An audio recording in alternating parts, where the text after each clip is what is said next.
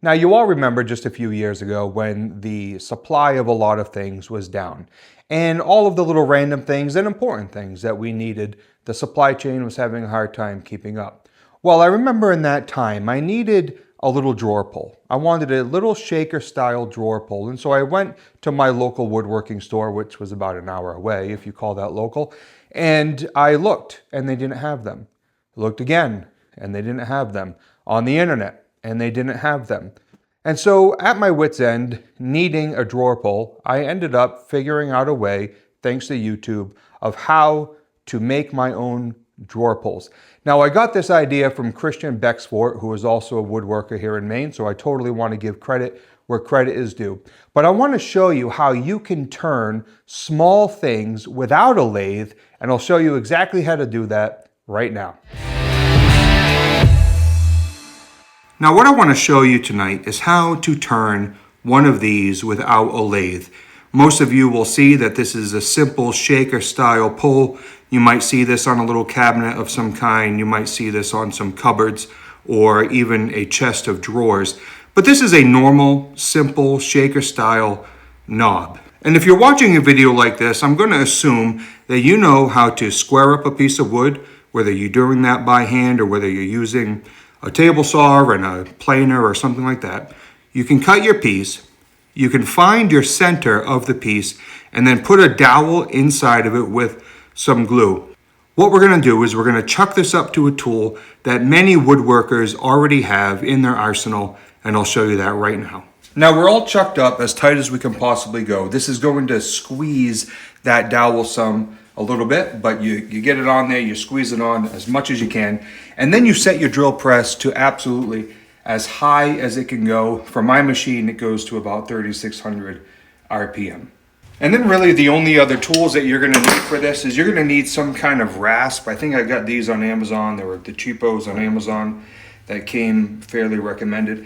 I like these because they have this convex side, which is really nice for kind of getting into some of these grooves. And then also just an assortment of sandpaper in order to get this thing smoothed up once you get done. Well, let's go ahead and turn it on and see how she goes.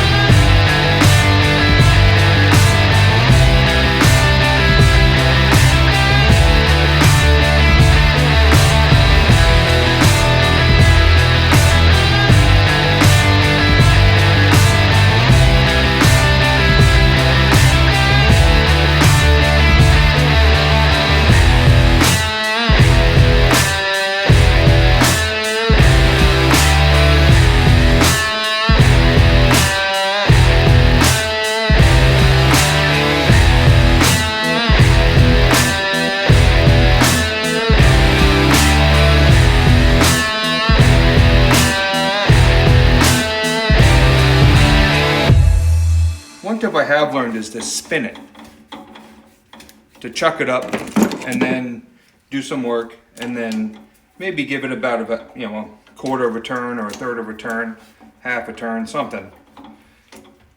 Chuck it up again, and that seems to help to even things out a little bit if you weren't perfect in cutting your hole for the dowel.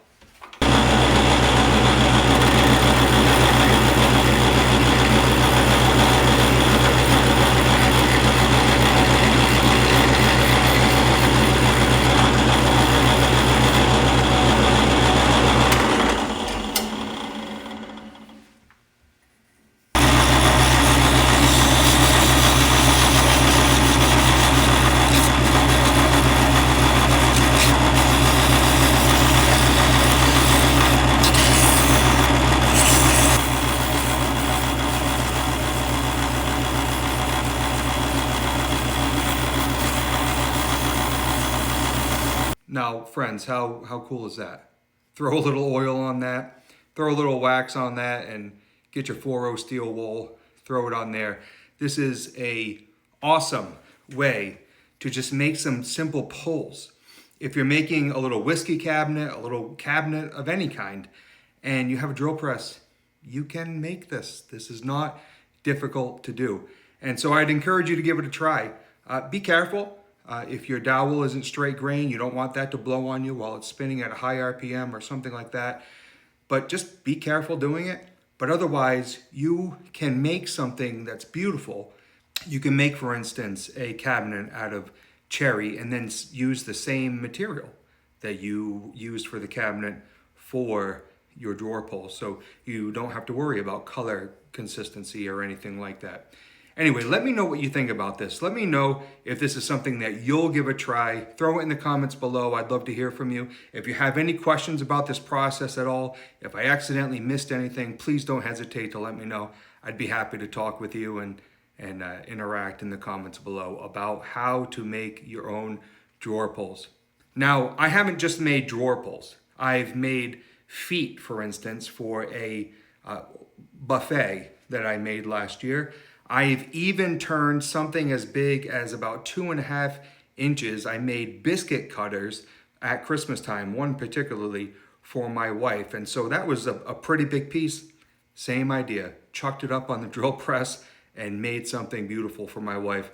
And so give this a try, friends. Let me know if you have any questions about how to do this. I would be more than happy to engage with you in the comments about this process and how to go about it. And would just encourage you to do it. Give it a whirl, no pun intended, but give it a whirl, see how it goes, and would love to hear from you. And so until next time, keep working hard, keep trying harder, and you can make this too.